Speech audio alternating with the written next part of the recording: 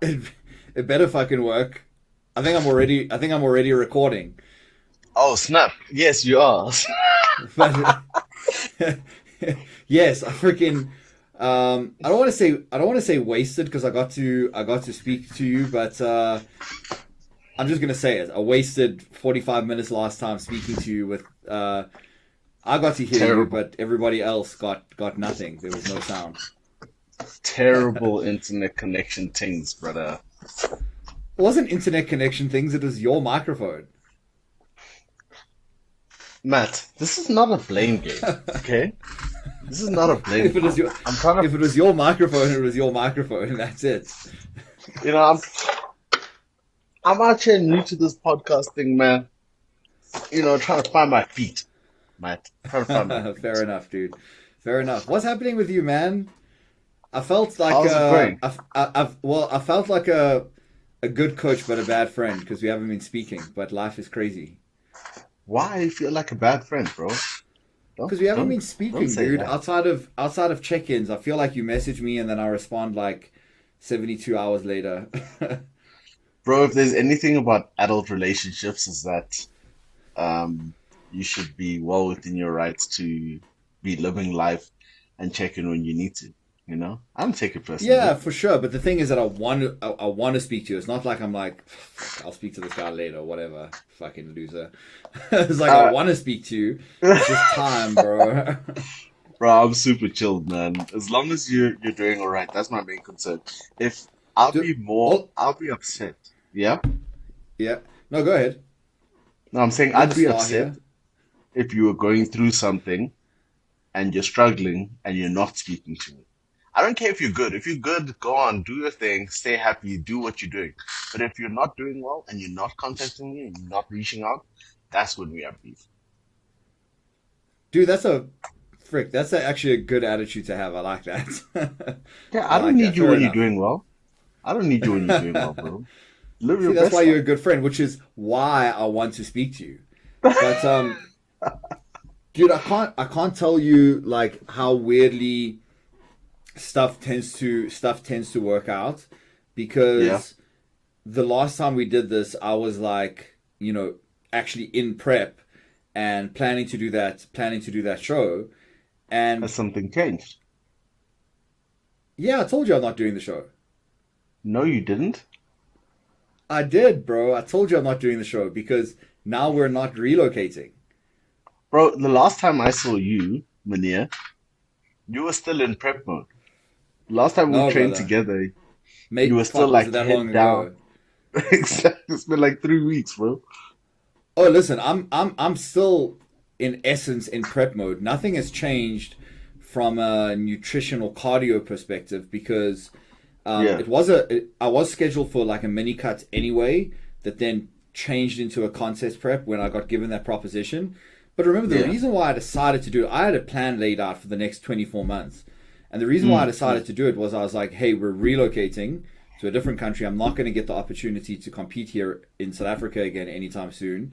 And I Yeah. want to go for that pro card here one more time before we leave. But now we're not leaving anymore. So I'm like, why am I putting myself under this like massive pressure to go through a prep in such a short period of time Yeah. when I don't have to? I can stick to the original plan, which was 16 there in the weeks is first place incredibly because short. that was the right strategy. It was the right plan, you know. Yeah.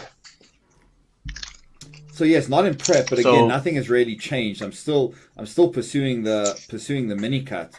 It just feels different because there's not the pressure of I have to be getting these results every week. It's like, well, I know that I want to get down to probably about 195 pounds, but if that takes, another 6 weeks or if it takes another 10 weeks, it doesn't really so matter. be it. How much are Yeah. you at now? This morning I woke up at just over 202.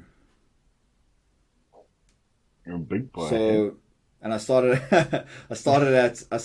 officially started at 218, but I had been as high as about 222. So Those are from big from numbers, the bro. from the time that I started my diet, 218 to 202, about 16 pounds, which is probably like what, 7 point something kilograms. Yeah. Yeah, in about, I don't know, 8 7 8 weeks, something like that. That's a good amount, bro. That's steady. So it's steady, bro, but my numbers are low. My rest day carbs are like 120, and cardio is at like 50 minutes a day, and training day carbs are only like 215, 220, which Oh, is low. jeez. But the funny thing is that I'm not even feeling it. I'm not even You're remotely comfortable. hungry because I'm so Yeah. busy. I'm not even thinking about eating. Sometimes I like miss a meal. I'm like, fuck, I should have eaten an hour and a half ago. Yeah. Jeez, bro. Yes. So it's been a Yeah, hectic time then. it has, dude. Like there was a confluence of factors. Like at the time, like during those weeks where I thought I was prepping, it was obviously, the decision and everything that, the stuff that was happening in life surrounding, the decision to not relocate, and Yeah. and at the same time, my mom, is going through some health issues, and she Yeah. had to have surgery and all that kind of stuff, and her recovery, and after the surgery and all that kind of stuff. So yeah, it was just a lot going on, and then I'm kind of always hovering between that point of like either being able to take on another 2 to 3 people, Yeah. or being 4 to 5 people over my comfortable Over. range. Yeah. But like it always ultimately, it like kind of it always evens out. So it's like only, Mm. it'll be 2 weeks where it's like, okay, I can definitely handle a few more people, and then it'll be a couple of weeks where it's like, it's a little bit too It many. was a lot. But Yeah. ultimately you get a couple people falling off and a couple people coming in, and then it balances out. But I was in Mm. that phase where I was like, wow, I have a lot of people and a couple of new ones, and then the transformation challenge is starting now, like soon. Mm. So they opened up entries to that ages ago, and then they opened the guided coaching entry. So guided coaching is essentially, they do, it's almost like a mini package of what one-on-one coaching will offer. So you don't do the Okay. weekly check-ins, you don't do, I think it's not supposed to be like, hey, you can inundate me with emails every single day should you want to. It's kind of 50% of that, so it's Can like I? a check-in every 2 weeks. What? Can I inundate you with emails? Yes, you can. Okay. I'll just check Yes, it, you can. man. Just check it. Yes, you can. You're welcome to. Yeah, so it's kind of like, let's call it like a coaching light, right? Yeah. But I was already pretty full, and then they asked me like, how do you want to do it? I was like, yes, because the challenge is freaking cool, dude. Because you work with a Mm. variety of people, so you'll get like people that have never done anything like this before, and you can also get some people. I've gotten like a bunch of people now that are competitors that just haven't competed for like 4 or 5 years, that are using this to get back into it. So it's pretty cool. Mm. So I was like, I'll take on like 5 people, and they're like, Yeah. great. So within like 48 hours, 5 people had signed up with me, and I was like, sick. I'm all sorted. I'm Enough. gonna. Yeah. Enough. I'm good. And then a few days later, which was like, it was over the weekend, so I wasn't like monitoring my dashboard The and stuff super sign-ups. closely. Yeah. And I woke up on Sunday morning because I had a few competitors checking in that I had arranged checking on a Sunday, and I looked at my Hmm. dashboard, and like another 12 people had signed up, and I was like, oh shit, that's 17 people. Ex- Um, okay. Alrighty then. So then it was like scheduling all the initial calls with those people, and then hmm obviously building all their plans and sending them out. And that's like between, an initial half an hour call, reviewing the data and putting the plan together, which might be another hour, then sending that out, which is another, the video that I send out initially is like maybe another half an hour. It's like a Yeah. good 2 hours per person, and then obviously all the questions that come from all those people Come with within it. Yeah. like the 48 hours that I send that out. So it's like And your it clients was, that you already have checking in. and the clients that I already have, where it was like Yeah. it wasn't like it was like a fairly busy time anyway because it's competition season now. So it's like usually I'll say, okay, cool, I have 15 to 20 people checking in per day, Monday to Friday, but middle of competition season like now, there will be a lot of people that are checking in 3 times a week, every day. So the number of daily check-ins is a lot, you know? Yeah, yeah. Yeah. And Yeah. the So level it's of been weird. detail And that you provide, from my experience, it's it's extensive. So to be able to provide that to, all your competitive clients and then have to answer all those questions, that can't be easy, man. So well, props to you. yes. Yes. I mean, and that's the thing, like, listen, it would be I could probably double my client load if I was just like, hey, I'm just gonna tick the box here and Yeah, do give them something cookie cutter, but exactly. if you're gonna be doing it properly and really, I mean, have seen the new check-in tracker that I've given Yeah, you. There's a lot of detail there. And I'm like, well, why would I give you guys that if I'm not going to meticulously review all that data on a weekly basis, especially for bro, that thing somebody is that's extensive. yeah, dude. And I mean, I've hidden some of those columns for you. Some of the stuff that may What? not be relevant for you. Yeah, there's even more. There's even more should I need it. So like I tailor that by person. Like I tailor that by person. So it's like a lot of data. So a check-in will be like I might send you a video that's like 3 minutes, but Yeah, it's taken me maybe 20-25 minutes to go through all of that and look then over go everything. back the previous few weeks and go, okay, what did I tell you to do? What was my motivation for that? Oh yes, okay, that's where we are, Mm, um, and this is a way forward. And it gets even more confusing because realistically, most lifestyle clients I do that with too. You know, so then it gets even more confusing when you get, which is why I built this tracker, when you get a lifestyle client which isn't really ticking all the boxes, and yeah. you're like, did I give you a diet break? I'm pretty sure I didn't set your macros for like 400 grams of carbs and 60 grams of fat and bring your So cardio now you down have it. to yeah. Yeah. So I'm like, So now you have it I go there. back in the last couple of videos and I go, and it's like, like consistency 10. And I'm like, Yeah. did I tell you to Why do you that? So I lie? need to go back. Yeah, Yeah. exactly. Exactly. So, it's, yeah, dude, it's been crazy, but it's also paid off because you get clients that are getting the results and, a pro card win at Universe, which was such a, Dude, such a big, such a big show. dude, Matt. Yeah, dude. Firstly, that package that Fran bought, that package was ridiculous. Oh, Dude, but she's always I, she's always been so good. That's bruv.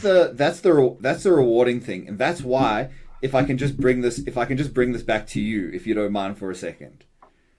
Here we That's go. why I was that's why I was hella pissed at what happened this year with you, because Yeah. in my head, and I know this isn't going to be the case in your head, because it wouldn't be the case for me if I were in your position. But in my head, I'm like, year to date, I have 3 people that have turned pro. Because in my head, you Yeah. basically turn pro in that federation. Because by all standards, from the standards that they laid out themselves, the overall Hmm. winner of each category would get a pro card. You did that. You Yeah. didn't get a pro card, but for me, I'm like, well, you basically did, because by their own guidelines, you should have. We met the Um, criteria.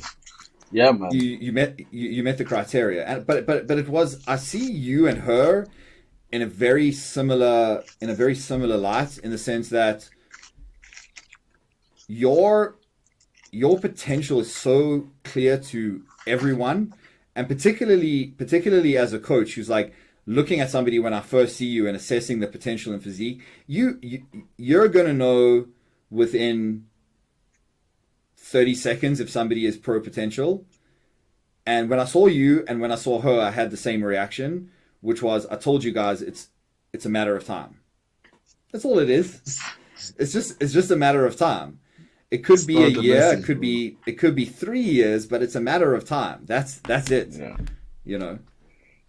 Bro, firstly, thank you. You know how I hate you bringing back to me. Uh, yeah, It's dude, partly it's why I did just it. I wanted to make you awkward.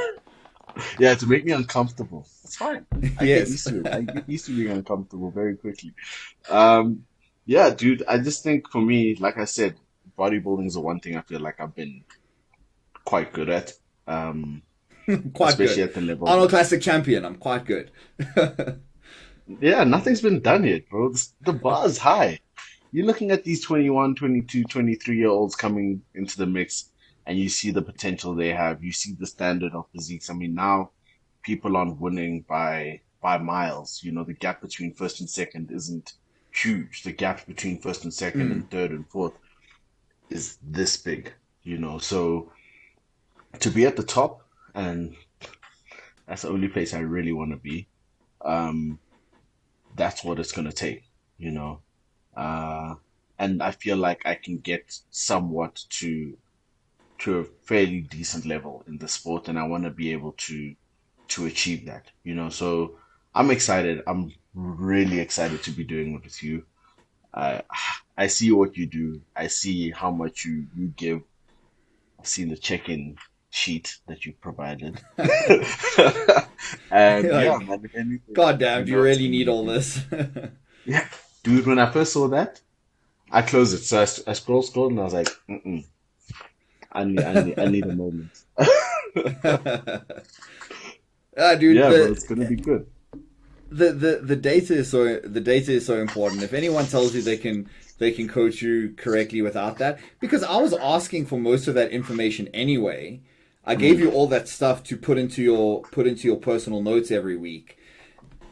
But that's from just a higher level in terms of like, okay, well, aggregate this stuff over the course of the last week, where this is exactly. now all that data on a daily basis, which I get is going to be overwhelming for some people, but definitely for a high level competitor, it's It's the necessary. least you can do.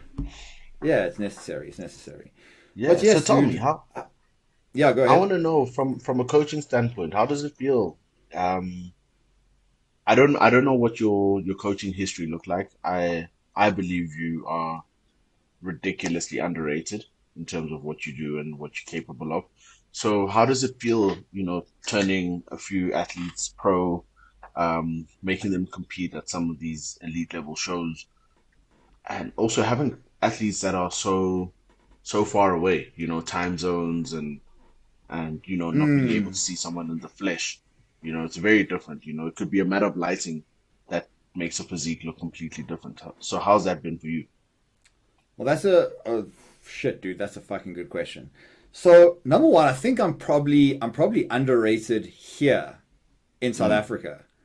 Um, whereas in the States right now, in terms of at least my level, like the demand is growing very high, which is good because ultimately I work for an American company, so yeah, you know for somebody to pay in dollars, generally they're either going to have to be doing really freaking well here or yeah, from overseas.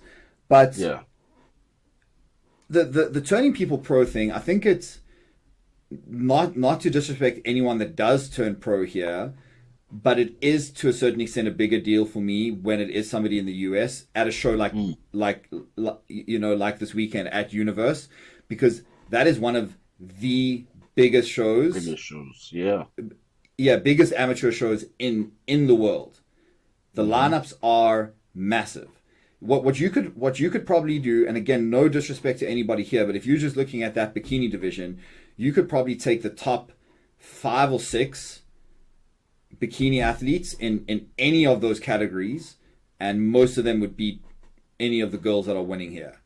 Yeah. Um, Yeah. not as a That's hard rule. Obviously, there's some insane athletes here, but I'm just saying the 100%. the extent, the depth Yeah. there is crazy. It's the same as Look at like English football. You're gonna be getting players in the second division that are just and third division that are just better quality than players in the exactly. in the first tier division in other countries. It's Yeah. it's I just think the people also depth need the to depth is understand. extensive. Yeah, you need to understand, that the States is it's a continent basically, you know. You're looking at Dude, it's a huge. continent of athletes that go to various shows. You're looking at a country competing in, if you look at the states, as in each state, the size that they are. I Mm-hmm. mean, you've got states that are bigger than our entire country, Yes. so you're gonna have a level that's significantly higher, and they've been doing this for much longer. I think the bodybuilding industry in South Africa is just taking off now. Some people would say, yeah, it's been there, but because of social media and the level that fitness has reached, we're still in that growth phase. We're still getting that momentum and taking it to that level. We By haven't far. reached it yet, but By far. you can't really compare it. And I think although some of our athletes do very well abroad in world championships and things like that, there is still a difference between the standard abroad and the standard locally. Oh yeah, listen, dude. So what I'm trying to say is not that the best of the best here can't match up with the best of the best there, but what I'm No, saying is that 100%. the number of those people, Mm, for every one or two we have here, they'll have 10 there, exactly. or Exactly. more. So when you're in a like Fran being in a bikini lineup, there's probably, I don't know, 20, 25 people deep, and to win that and win the pro card at that show is like, damn, that's impressive. And yeah, dude, it feels good. But what feels better? Here's the thing, dude, about coaching, which is kind of difficult to communicate to people if they haven't done it or if they're not intricately in the industry, is Hmm. that to a certain extent you can't judge the quality of a coach just by their best clients. So Hmm. like realistically, and again, this is going to sound shitty, but I mean it in the best way, which is that chances are any average coach could Chris Bumstead could come to whatever average coach tomorrow and say, "Coach me for the next Mr. Olympia," and the chances are he would still win. And you say, "Fuck, Okay, I he's a see what great you mean. coach." Like Chris won the Olympia. It's like, yes, man, Chris could win the Olympia with zero coaching. Like Yeah. that's how good he is. That's how Yeah. good he is. At very worst, even if you do everything wrong, the guy's probably still going to play second. you know. Yeah. So I see so what so you mean. people gauge these coaches. Wow, this is a great coach because of this athlete, and it's like, dude, that person, whether it be male or female, is genetically insane. They would Mm. turn pro regardless of who was coaching them or whether they had a coach or not. Yep. So, but what else do you have to judge people by? So I think the story that's really good is when with somebody like Fran, who when she started was very average, you know, Mm. and it wasn't just doing enough shows where finally you get into the lineup where there's just nobody better than you. It was legitimately a year and a half of taking her from average to exceptional. Mm. You know what I mean? And Yeah. and moreover, sometimes I even look at, even though I'm guilty of this, using your top level competitors like you to market your services. At the end of the day, again, before you ever joined me, you looked amazing, and it's like, yeah, we improved, but almost what's a better mark of success is like people that aren't competing, people that just look average or even way below average. I would rather hire a coach based on what they've done with somebody that looks way below average and they've just made them look Mm. average. I'm like, that's impressive. Versus Yeah. taking somebody who's a genetically elite athlete anyway and getting them a pro card. I'm like, anybody could have done that, you know? Okay, Matt. So, apart from your incredibly critical view of yourself and coaching standards, what was your No, no, that's not of reaction? that's not of myself.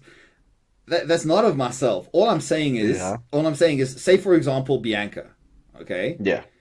when Bianca turned pro, everyone was like, "Dude, you did such an amazing job with Bianca. That's unbelievable." And I'm like, "Not really. I did do stuff right, but at the end of the day." at the end of the day, what I did was probably allow Bianca to turn pro at that show. If it hadn't Yeah. been for me, she would have turned pro at a show a year later than that because she was just that fucking good. Like at that stage when she turned pro, she had been training in totality for like I think less than a year. Oh, jeez. I didn't do that shit. Her parents did that.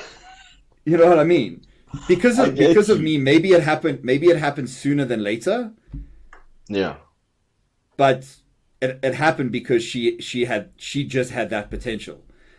If I'm not critical of myself, I'm like I know I'm a good coach, but I would rather show you what on the surface might be a less something less impressive, but somebody that came to me at 300 pounds and now they're 170 pounds and maybe still look nowhere near getting on stage and winning a pro card, but that to me is a Mm. much better marker of a good coach. And that's something you've You know, done. So that is something that I've props to done. you. Exactly. Yeah. Dude, let me tell you something. Working with athletes, working with competitors on your level and Fran's level and Bianca's level, that is the easy part. That's easy because I know what to do. The Yeah. challenging part is getting somebody to do it. So when you're Yeah. working with somebody that's like, I've picked this as my passion, I'm putting everything into it, there's no Mm. guesswork. It's just like, Pet, this is what you're going to do, and you're like, yes, Matt, that's what I'm going to fucking do, and then you do it. There's no guesswork. There's no guess like, is he doing it? Like, Yeah. why are we not seeing this? Why are we seeing that? We have the plan, you execute, and we get the data, and we adjust accordingly. It's easy. It's easy. Uh, The hard ones are the hard ones are like the beginners, the lifestyle clients, where there's the outside thing of you know, I still want to go drink this weekend. I still want to go eat pizza, but I also want to get shredded. That's the hard one. yeah. Yeah. If you get somebody through a transformation like that, that's impressive. Hey, this Yeah. is why I'm not into coaching yet, bro. This is why, being an athlete for me is that's the mindset I have. So when you want something, like I know how badly I want this, I know how badly I want to succeed at this. And, we I don't know how many people before you become like a professional coach and stuff. We've all had friends who, come up to us like, can you help me lose weight? Can you help me gain muscle or Yeah. whatever? Or random strangers in the gym, you give them advice and then they don't take it. I become invested in those people and I'm like, can't do it, man. Can't do it. So yeah, so for me, that would be the difficult part. Fuad says, it's coaching has become less about like the nutrition and training. It's more about the things in between, the soft skills that you need to have. Yeah, dude, for sure. I mean, I think I still think there's a lot to do with nutrition and training. I don't think that people have that, for the most part, have that optimized. But Yeah, you can still get somebody in stage ready condition, good enough to win a show, good enough to win a pro card, maybe without doing everything optimally, as long as you can get them to execute whatever plan you have to the best of their abilities. And that's often the hard part. Bro, you know, people see stuff like the pro card this weekend, they're like, it looks easy when she's on stage and she's having fun and she's smiling and celebrating and all that kind of stuff. But in reality, what made it so great was that I know the struggles that she had in from her stuff. off Yeah, season. Like she, you know, I was pushing it. We need to eat more. Your next prep is going to be tough.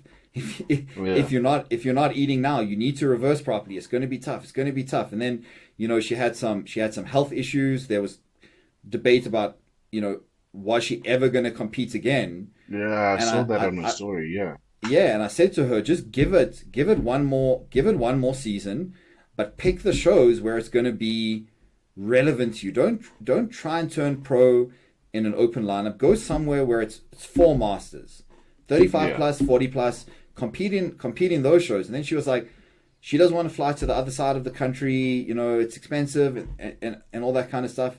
And we made a plan, and she did it, and it looked so effortless on the day, but there was a lot of background story that goes into that, where it was, struggle. It was struggle, and it It's was never as easy as it freaking looks, man. difficult. Yeah, it's never Yeah. as easy as it looks. I mean, the mark of a good athlete is, I think, them making it look easy, like you did during your prep. You made it look easy. You made it look easy, It's but always it's always fun, man. yeah, the struggle is always there. So Yeah. yeah, so it is definitely very, very rewarding, especially when it's somebody that you've been working with a while and you have a relationship and you actually have, a friendship with them. Yeah. I'll show you this. I actually have a plaque up here that she did for me last year, where it says Best Coach Award for I saw you almost get that. acquiring pro cards. Yeah, almost acquiring pro cards. So she's gonna have to redo that, right? And I said to her when she gave it to me at the Olympia, I'm like, you're going to have to redo that next year. Yeah.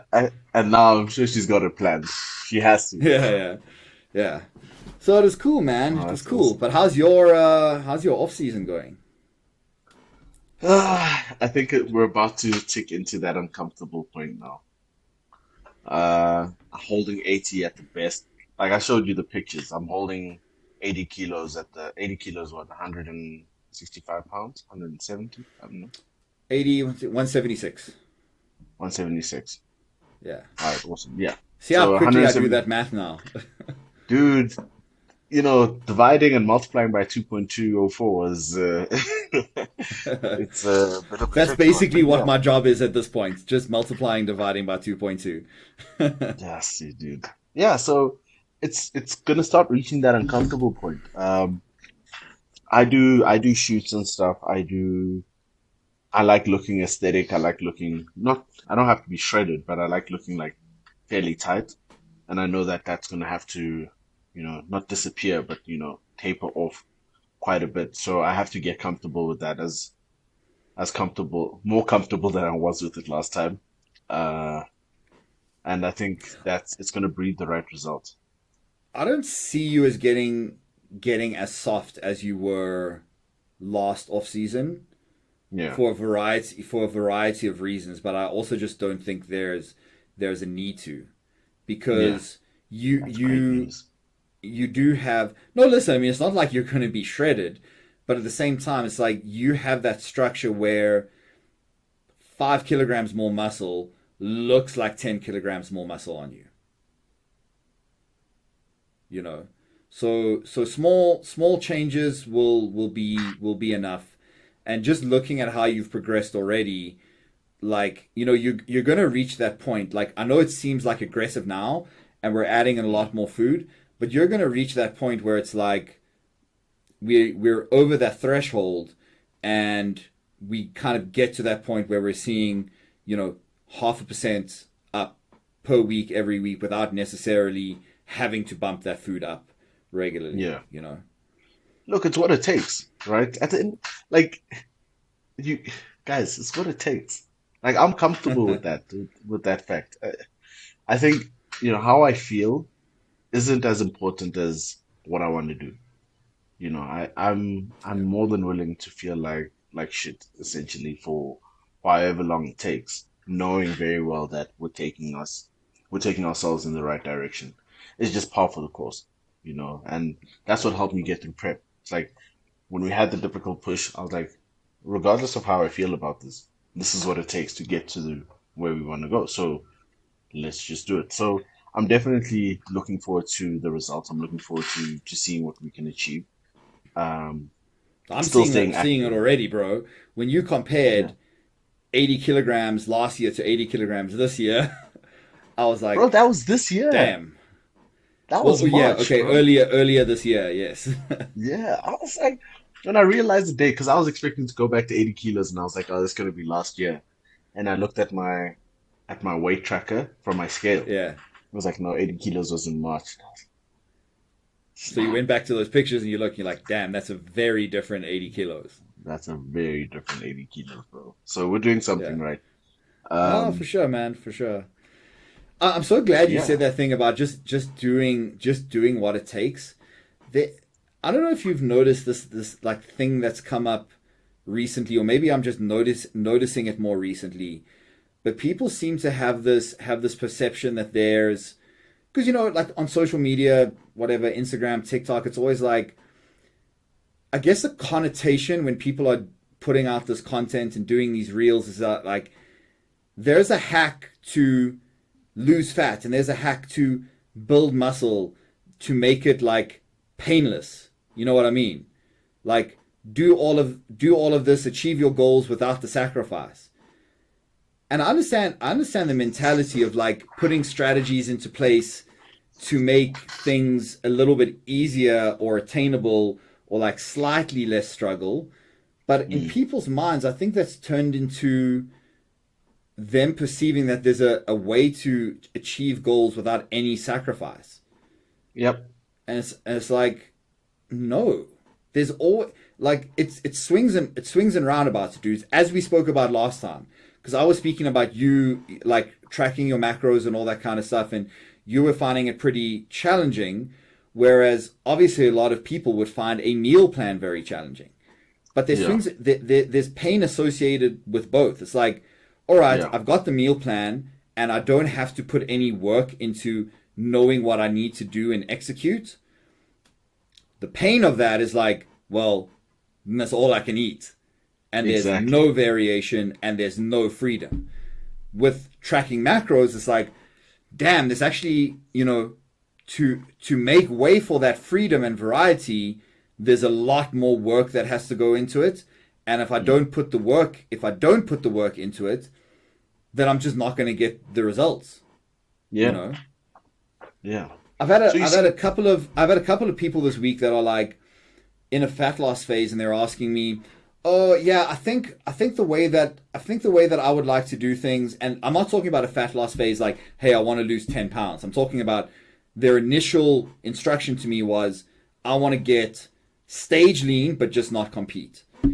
And now they're at the point they're like, "Hey, I'm thinking what I can do is, we can just make nutritional adjustments, but I don't want to do any more cardio than what I'm doing now." And I'm like, "Okay, cool, but do you want to get stage lean or not?" No, no, I want to. yeah, Okay, well then you you're then gonna have you to. do what you have to. End of story. It's like I Yeah. want to get stage lean and eat a lot of food and not do any cardio. It's not gonna fucking happen. Yeah, exactly. You can It's eat. just one You, of you can those. have. You can have one or the other. You know. Yeah. Yeah. No, I think people try and make things more efficient, and I think the more we learn about nutrition, the more we learn about exercise and everything, we make it more efficient. We make it more customizable to what we're willing to give. But the law of diminishing returns holds true. You know, Hmm. at some point you're gonna have to give more than you initially anticipating so that you can get to where you want to get to, you know. So Yeah. whether it's, for instance, the meal plan and you tracking your food, between where those lines intersect is the sweet spot. You Yeah. know, so you're gonna have to find that sweet spot and just stay in that point. And it's gonna be a sweet spot where you're not comfortable. You know, it's a bit off to the side where you thought you were gonna be comfortable, where you thought you'd manage. But trust me, if you can just hold it in that position for as long as it takes for you to get there, it always reaps the results, man. Yeah. You were actually telling me about this thing. I don't know who put it out. It was somebody that you followed, Hmm. and it was basically kind of like a visual representation of um, kind of effort to reward ratio, and you're like, okay, well, if you want to get to this point, let's just say you're 20% body fat and you want to get to 12%. You want to get to that Oh, point. Here are sacrifices that you need to make. And yeah, you can probably still go out on weekends. You can have a couple of drinks every, second yeah. week or whatever the case is. But then you want to get from that 12% to 6%. The compromises that you have to make to move from one to How the much higher? other are much higher. And Yeah, I don't think that a lot of people are prepared for that, because they yeah. get from 20% to 12% and they think, "Oh, that was easy." Hmm. And then when they start getting into the mix of it, it's like, "Okay, well now I have to Now I'm trying to get from 12 to sub 10%, and you start telling them, okay, but no drinking anymore. No, Yeah. none of that. No No cheat meals, snacking, no no off plan no date meals. nights every week. Yeah. Yeah, yeah. And then it's like, what? No, but that I can't do that. And it's like, Yeah. okay, that's fine, but then you're probably not going to get sub 10% body fat. Let, So let's it's like adjust your which goals accordingly. Yeah. let's either adjust your goals or adjust your approach, but Yeah. you can't have both. Yeah. That was James Which I'm Smith, fine. the Which personal I'm trainer. yes. Which I'm absolutely fine with. Like I have zero place in this universe to tell anybody what their goals should be. Yeah. You tell me what your goals are, and I'm going to be super realistic with you about what it's going to take to achieve them. And if any point that changes, I'm fully supportive of that. Yeah. But it's difficult when it's like, these are my goals, and I'm not willing to compromise on that. But I'm also not willing to compromise on these behaviors. And I'm like, well, those behaviors are not going to allow you to get to that goal. you Yeah. know? And that's just a reality check, you know. But I didn't call you out on that. You're not going to tell people what their goals should be. I think you told me what my goals can be, you know, Yeah, and I'm I think, talking about lifestyle competitors, yeah, no, lifestyle clients, not but I think competitors. I think some people tick over into competitive athletes, or some people can tick over into one thing or, you know, the next level. So I'm not saying oh, being yes. a lifestyle athlete isn't, you know, just as important as being a competitive athlete, but your coach might see something that you haven't, you know, that you weren't anticipating. And I think it's very important to take that on board. There's a reason you hired these people. You know, there's a reason why I'm sitting on this end and you're sitting on that, you know. Yeah. So I think, yeah, people just need to be real with themselves, real with the possibilities, and real with what they're willing to sacrifice. And I think there's two types of people, uh, for lack of a more granular classification. You've got In general people, terms, yes. yeah, you've got people who are willing to give up everything to get to their goal, and you've got people who are like in the beginning, you know, I'll give up all the things Yeah. I drink, all the things I do, you know, I'll do everything. And then when it's time to do it and it's time to get really going with that, it doesn't materialize. And then you've Yeah. got people who want to take it like incrementally.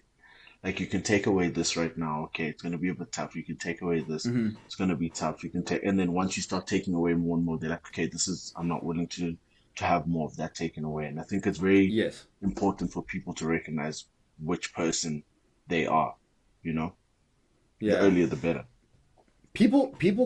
People very often, more often than not, surprise me. And I Mm, stopped prejudging somebody when they initially come on with me a long time ago, because more often than not I was wrong. I would have an initial yeah, call with somebody and I was like, based on what, like, obviously I didn't say this to them, but based on what you said to me, I'm like, it really doesn't sound like this person is willing to do what it takes to get where they say they want to go. yeah, And more often than not, those people somewhere along the line freaking surprise me, because you see the penny drop in their heads, bro. I can isolate it to a specific check-in that they did with me.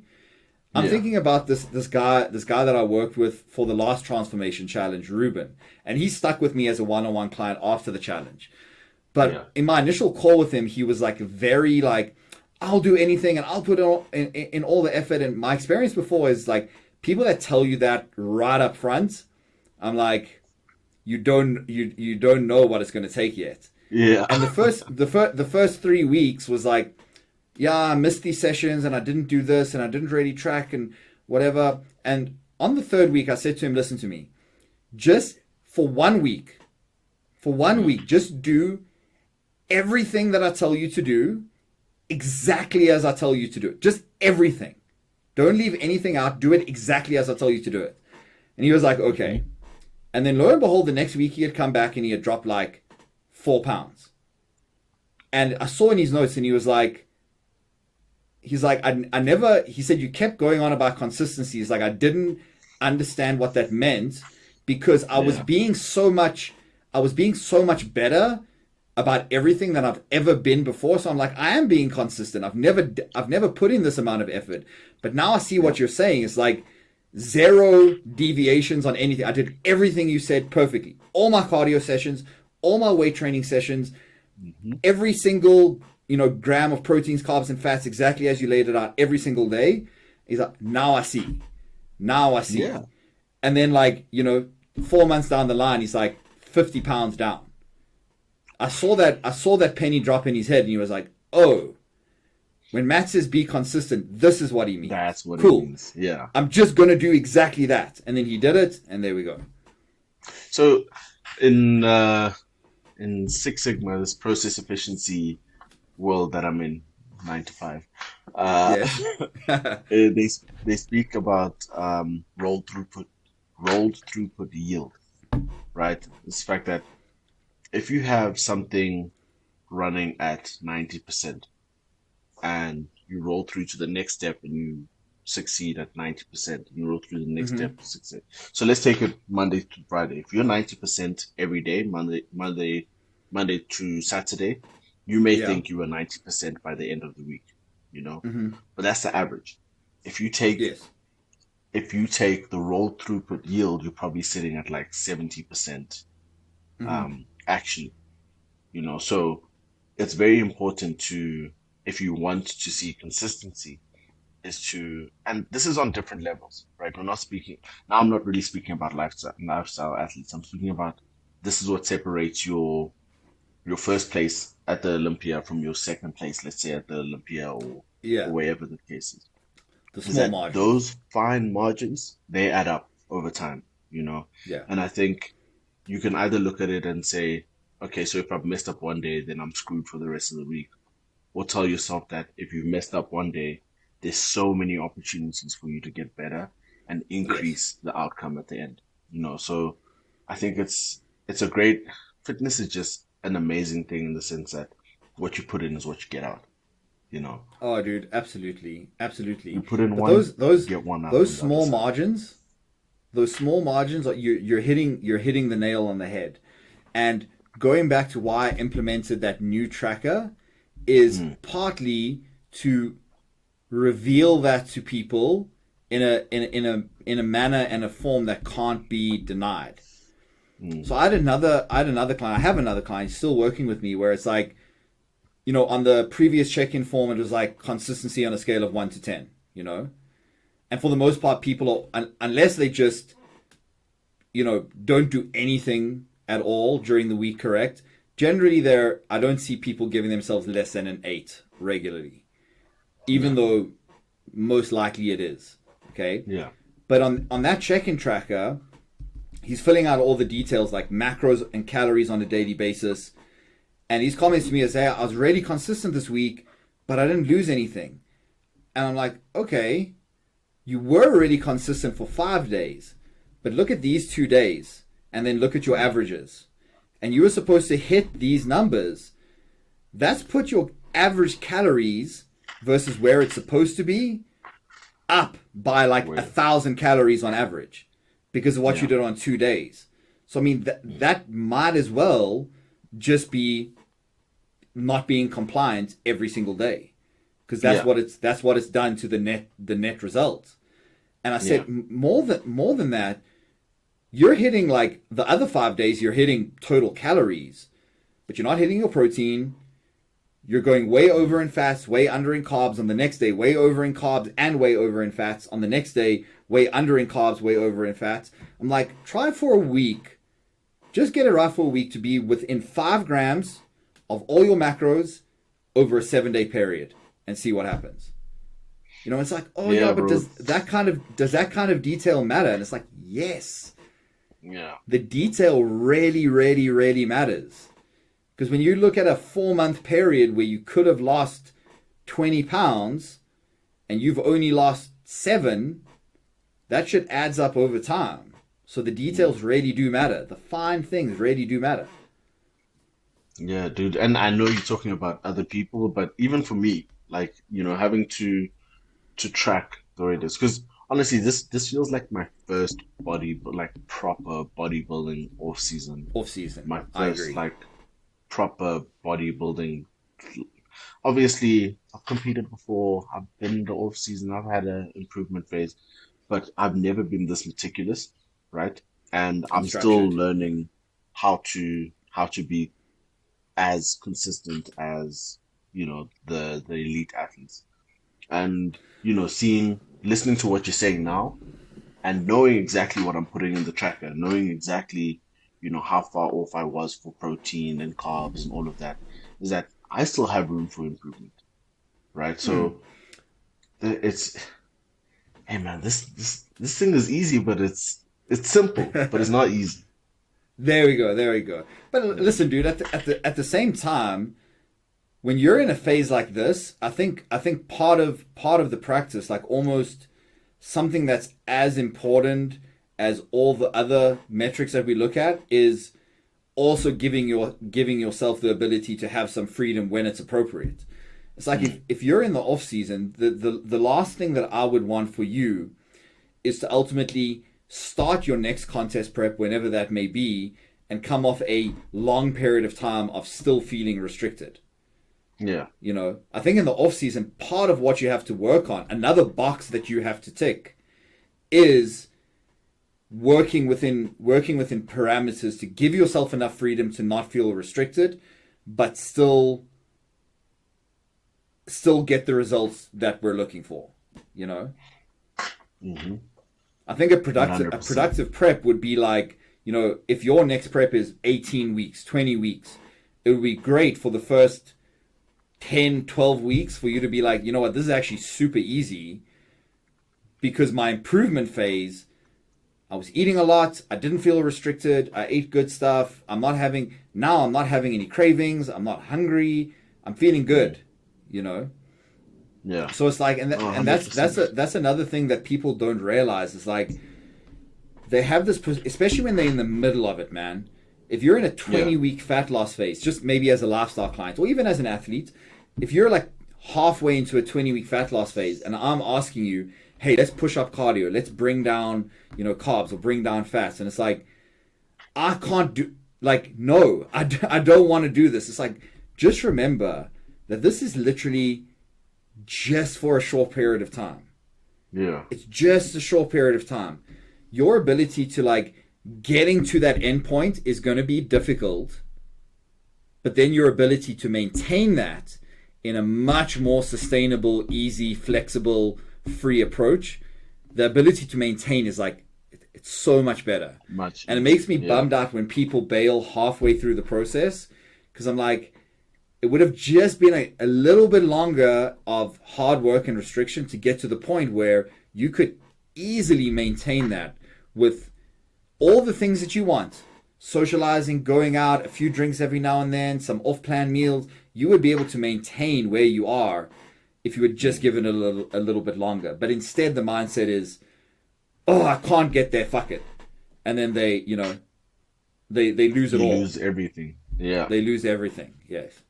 It's Yeah. that sucks because you've gotten far along enough with that person to know they can do it, they can get there. They've already put in Shown you. 50-60% of the work. You just need that little bit more, but some Mm. people just can't get over that hurdle. Yeah, it's a Sucks. shame, man. It's a But yeah, shame. dude, I mean But that's